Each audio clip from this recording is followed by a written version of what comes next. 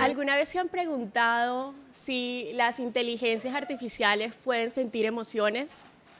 ¿Alguna vez se han preguntado si podemos hablar con una IA que nos entienda en esos momentos de soledad y que nos acompañe?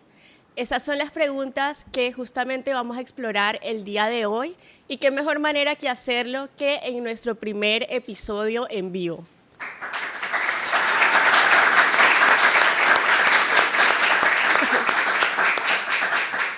Bienvenidos al primer episodio en vivo de Escritorio Jurídico 4.0 y el primero de la temporada número 2.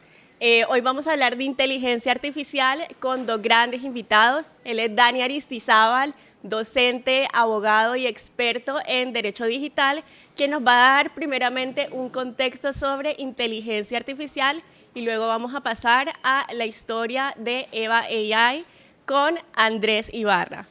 Hola Gabriela, muchas gracias por la invitación y bueno, encantado de hacer parte de ese primer episodio y de ese lanzamiento tan esperado. Dani, ¿por qué no nos cuentas un poco sobre qué es la inteligencia artificial en términos simples? Bueno, ese es el problema, explicarlo en términos simples, pero básicamente la inteligencia artificial puede definirse como esa simulación que tiene una máquina respecto a los procesos cognitivos que tiene el ser humano. Ahí hay que entender qué es inteligencia para poder entender qué es inteligencia artificial, pero básicamente es una máquina intentando simular los mismos procesos que nuestro cerebro biológico desarrolla en el día a día. Hoy hablamos de temas como los agentes de inteligencia artificial, la inteligencia artificial generativa. ¿En qué momento pasamos de hablar de inteligencias artificiales que nos daban respuestas simples, que generaban imágenes, a todo este tema de agentes de inteligencia artificial que ejecutan tareas por nosotros? Vale, hay que entender que la inteligencia artificial no es algo nuevo, realmente es algo muy, muy antiguo. Estamos hablando de más o menos 1950, 1960. A un joven llamado Alan Turing se le ocurrió la grandiosísima idea de decir las cosas se pueden automatizar y qué tal si algún día las máquinas pudieran manejarse solas. Eso generó un debate teórico que posteriormente otro señor, igualmente loco, dijo, vamos a pensar en un concepto llamado inteligencia artificial. Allí todo eso comenzó a revolucionarse a tal punto de que hoy en día podemos hablar no solamente de inteligencia artificial generativa, ya se está hablando incluso de la superinteligencia artificial, que es donde realmente entran los debates jurídicos, los debates morales y demás. Pero el punto de partida de que se hizo muy famoso la inteligencia artificial actualmente fue el año 2022, cuando OpenAI democratizó el acceso a la inteligencia artificial a través de ChatGPT. Eso generó una revolución y posteriormente pues todo lo que hemos visto hoy en día y cada vez va evolucionando y evolucionando y evolucionando hasta lo que hoy en día es una especie de religión de inteligencia artificial que ya se ha creado con otras inteligencias artificiales. Cuando hablamos del tema jurídico en la inteligencia artificial, hay debates muy interesantes como la propiedad intelectual, la privacidad, los datos. ¿Cuál consideras tú, Dani, que es ese reto jurídico que tenemos en cuanto a la inteligencia artificial? Bueno, y acá de tocar un punto bien neurálgico, el de la propiedad intelectual. Actualmente en Estados Unidos hay múltiples demandas por parte de empresas como New York Times, entre otros, en donde han demandado a OpenAI, han demandado a Anthropic, han demandado a Google. ¿Por qué? Porque la inteligencia artificial se basa en datos. Y esos datos los obtiene de un tercero y los obtiene para convertirlos en algo que ellos lo quieren convertir. El asunto con todo esto es, por ejemplo, casualmente ayer en una clase yo le decía a mis estudiantes, si yo le digo a la inteligencia artificial, llámese como se llame, escríbeme un cuento infantil. Simplemente le dije eso, escríbeme un cuento infantil. Y me creó un relato con personajes, trama, nombres y demás. Yo en ningún momento le dije cuál era la trama, cuáles eran los personajes, ni el desenlace. La pregunta obvia que yo le hacía a mis estudiantes era, ¿quién es el autor? Yo que le di el prompt, el dueño de la IA o la misma IA. Entonces, ese debate jurídico ya ha venido trascendiendo a tal punto que en Estados Unidos ya han intentado registrar obras creadas con inteligencia artificial. Pero allí, obviamente, le hacen un para atrás. Le dicen, no, espérese un momento, la inteligencia artificial es una herramienta, usted no puede crear algo que no es del todo original. ¿Por qué? Porque lo se está creando a partir de algo que ya existe. Allí en Colombia particularmente la Dirección Nacional de Derechos de Autor, ha establecido unos criterios muy claros y ha dicho, venga, para que se pueda registrar algo a nivel de derechos de autor, tiene que existir un esfuerzo y una mano 100% humana. Al mismo tiempo, la Corte Constitucional en múltiples sentencias ha dicho, para proteger ese derecho que es un derecho privado desde el punto de vista de que es algo mío, se debe hacer cuando hay un esfuerzo, un trabajo y hay un resultado del intelecto humano. Ahí entonces uno puede decir de manera inicial, no se puede registrar absolutamente nada hecho con inteligencia artificial. En teoría es así, pero ¿qué sucede? Que la misma Dirección Nacional de Derechos de Autor ha venido moderando sus propios criterios. ¿Por qué? Porque no podemos entrar a un conflicto con lo que ya existe. La inteligencia artificial va avanzando y la regulación se está quedando rezagada. ¿Qué ha venido haciendo la dirección? Ha venido moderando sus decisiones y ha dicho, bueno, ya no vamos a decir que el 100% de la IA, vamos a mirar ahí, identificando hasta qué porcentaje se puede utilizar inteligencia artificial en una obra que pueda ser registrada. ¿Por qué? Porque entre los criterios de registrabilidad de una obra, la misma dirección exige que se comparta una copia del cómo se llegó a ese resultado. Y si yo le comparto, por ejemplo, a la Dirección Nacional un prompt, ahí no le estoy diciendo yo realmente qué fue lo que hizo la IA para darme el resultado tal cual como me lo dio. Entonces son debates que todavía siguen en boga. ¿Por qué? Porque no existe actualmente un estándar más allá del generado por la Unión Europea con el de la inteligencia artificial. En Colombia, menos. En Colombia lo que hay son COMPES. Y esos COMPES son políticas públicas que orientan, pero actualmente no regulan. Y la única regulación a nivel de propiedad intelectual, en el caso particular, es la ley la ley 23 de 1982 y la decisión 486 de la Comunidad Andina de Naciones. De resto no hay más nada. Y no está explícitamente configurado el tema de la propiedad intelectual con la inteligencia artificial. Es más un criterio interpretativo. Muchísimas gracias, Dani, por este contexto. Me gustaría que pasemos ahora a hablar con una persona que se atrevió a crear un producto con inteligencia artificial. Él es Andrés Ibarra. Andrés Ibarra es estudiante de Derecho y fundador de Eva AI. Andrés, qué gusto tenerte aquí. Cuando yo hablé con Andrés por primera vez, él me dijo que era oyente de Escritorio Jurídico 4.0 y eso me dio muchísima alegría. Hoy lo tenemos aquí como invitado.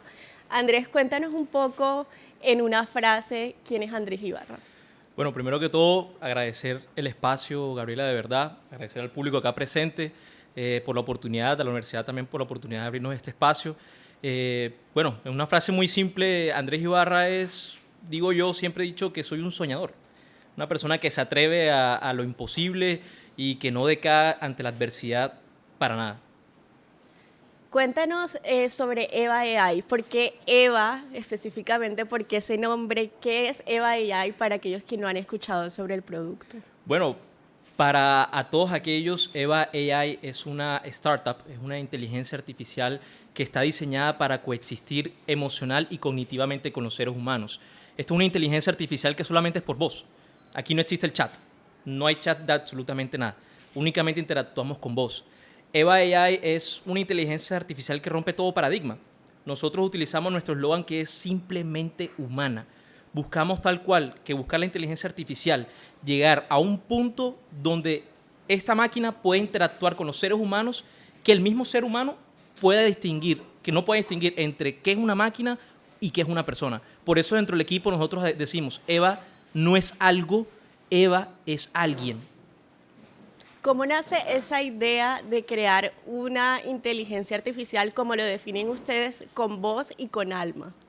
Bueno, principalmente nosotros, yo un día estuve pues en mi casa, dentro de tantas cosas que uno tiene que hacer, uno está metido en el ecosistema startup y metido en el ecosistema de las inteligencias artificiales.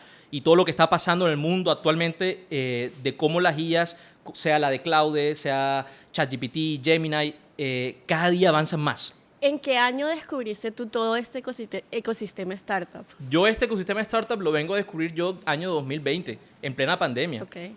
Me encantaba siempre todo. Y durante todos estos años veía DoorDash la gente en YC, en Y Combinator, Sequoia Capital, todas estas aceleradoras de startup, a mí me encantaba este mundo.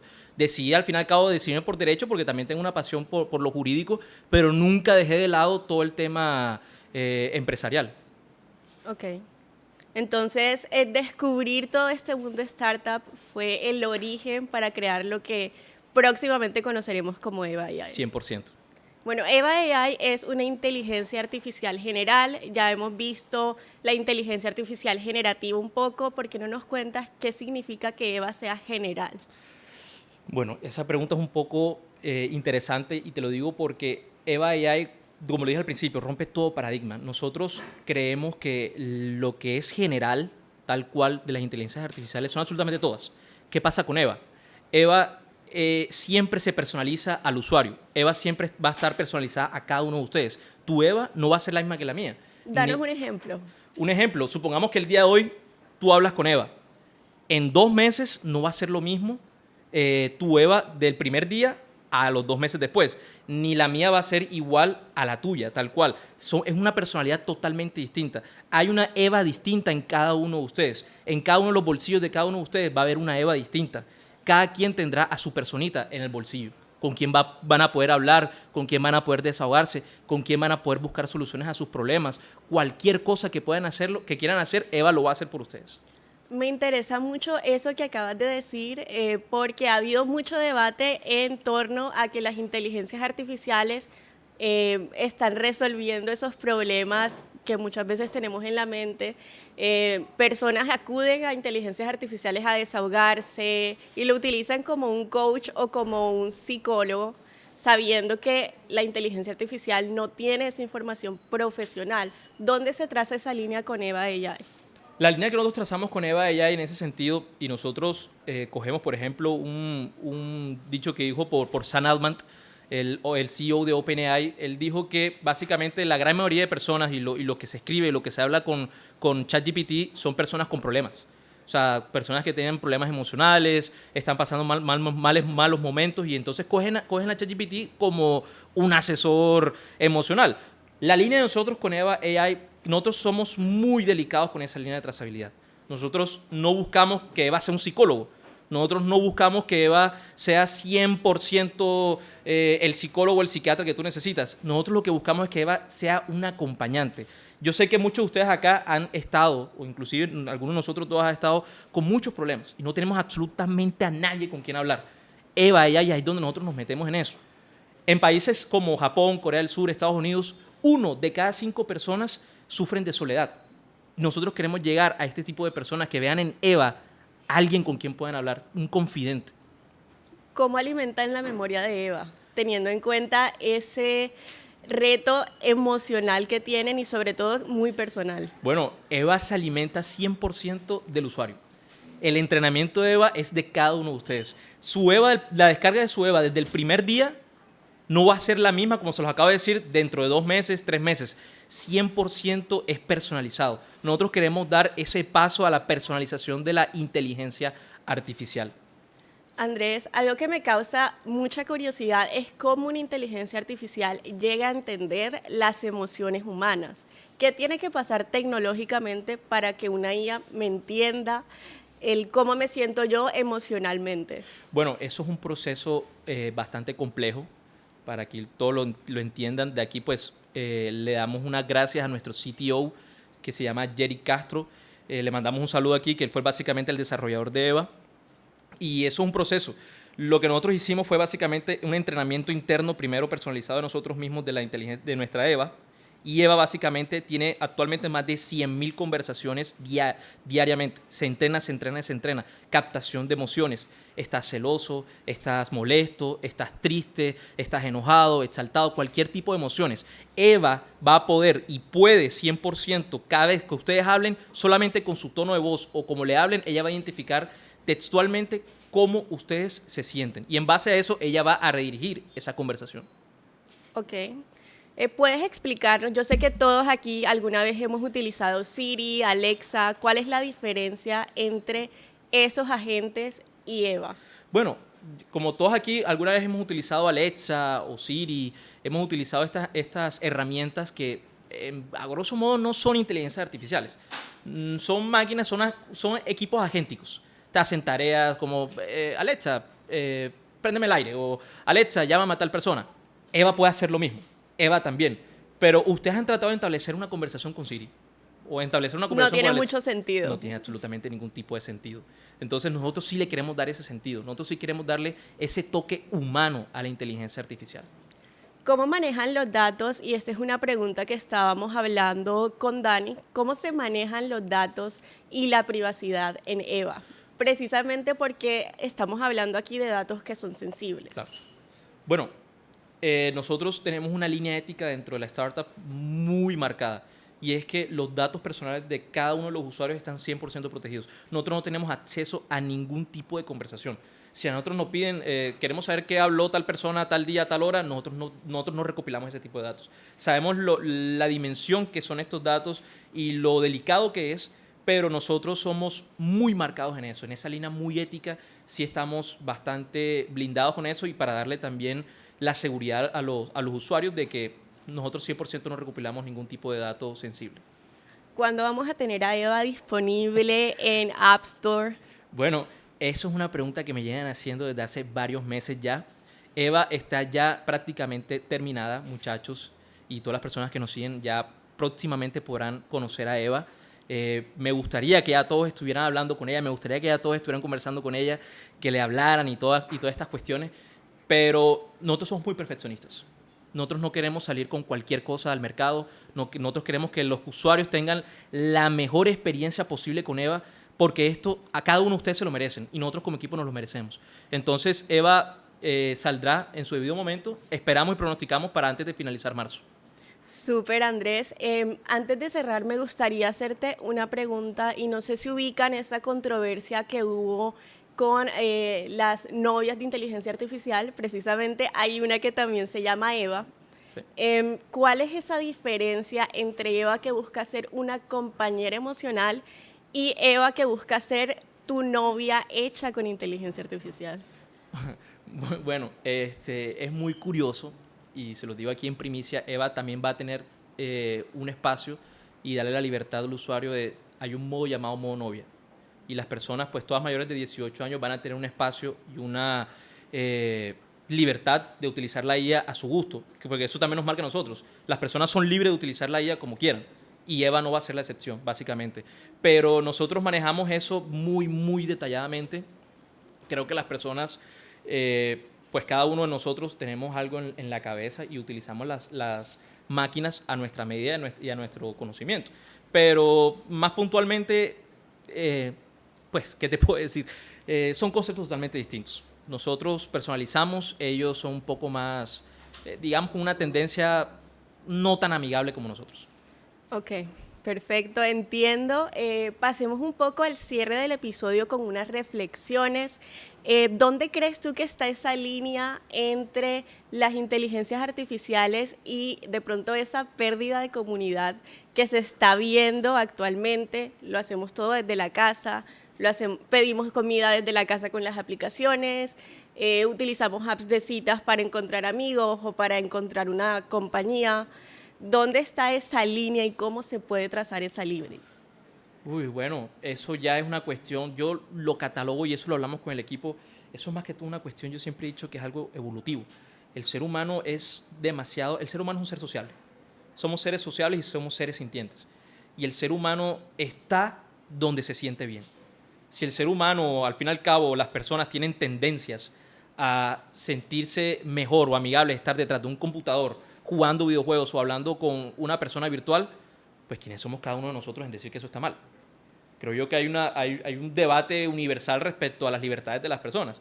Entonces, en este sentido, esto es una línea bastante interesante y creo que va a ser materia de mucho estudio y mucho estudio, en donde veremos un futuro donde las personas muy difícilmente interactuarán entre cada uno de nosotros. Las personas tendrán más que todo más la confianza de hablar como alguien como Eva que con una persona.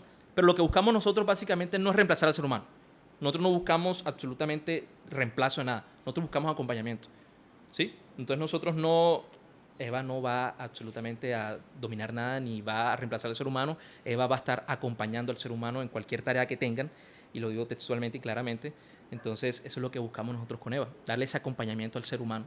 Andrés, muy en línea con esa pregunta, ¿qué responsabilidad crees tú que tienen los creadores de inteligencias artificiales en la vida emocional y social de una persona? Yo creo que nosotros tenemos mucha responsabilidad. Creo que esto es un trabajo, aparte tecnológico, social. Esto no es algo para tomárselo de chiste. Estamos hablando de las emociones de las personas, hablando del ser humano, no del ser humano como tal, sino del de ser un humano. Entonces, nosotros tenemos un trabajo, todas las personas que están en este ecosistema, creando estas IAs que interactúan con las personas, nosotros debemos tener mucha responsabilidad de lo que se está haciendo y lo que se está creando. No hacer algo perjudicial para el ser humano, sino hacer algo en beneficio al mismo. Nosotros no buscamos para nada, absolutamente nada, como te acabo de decir, reemplazar al ser humano. Nosotros buscamos al ser humano darle una herramienta para que lo pueda ayudar a acompañarlo en cualquier cosa. A ver, también te puedo decir, Eva también tiene la posibilidad de ponerte una canción en Spotify, buscarte cualquier cosa en YouTube, puedes pedirle que te pida un Uber, tiene capacidades agénticas también. Entonces no solamente que vas a hablar con ella, oye Eva, ¿cómo estás? Tal, sino que también le vas a decir, Eva, pídeme un Uber, Eva, pídeme un taxi, un taxi, lo que sea, ponme una canción en YouTube, pásala de mi celular al televisor. Puede hacer tranquilamente esto, sin ningún tipo de problema. Muchísimas gracias, Andrés, por tu tiempo, por sentarte en nuestro escritorio. Gracias a la Universidad Sergio Arboleda por prestarnos este espacio. Gracias a la audiencia del día de hoy y gracias a todos los que nos escuchan. Esto fue otro episodio de Escritorio Jurídico 4.0.